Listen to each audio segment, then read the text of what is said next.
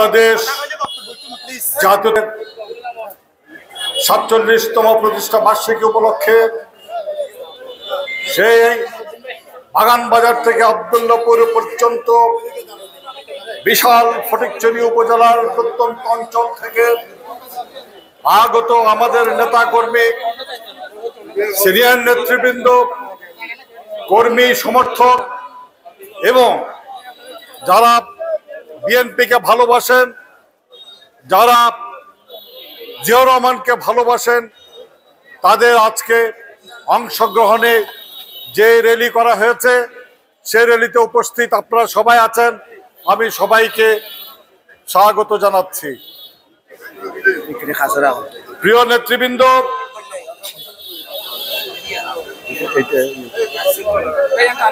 আপনারা কষ্ট করে সে আমাদের অফিস থেকে এই পর্যন্ত র্যালি করে এসেছেন শুধুমাত্র বাংলাদেশ জাতীয়তাবাদী দলকে সম্মান প্রদর্শন করার জন্য।